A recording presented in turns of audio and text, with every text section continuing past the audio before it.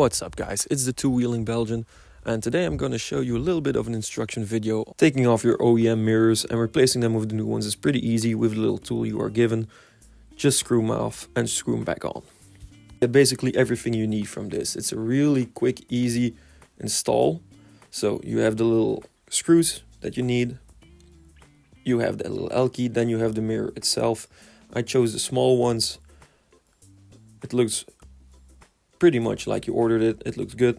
And then you have the little plastic pads in between to make sure that you don't damage your motorcycle.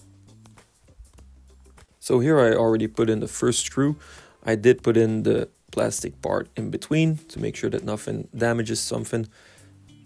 You can see it's a tight fit, but the screw will go through if you make it a perfect match. So right now I had two of the mirrors both installed, but the bolts were different. So on the right side I had the bolts that were delivered with the mirrors, and on the left side I had the OEM bolts. It was a tough choice, but I decided to go in the end with the OEM bolts, since I think they neutralize it a little bit more in comparison to the other ones. Comment what you think, comment what you like, maybe I'll change it. And we have our finished product. The new mirrors installed with the bolts.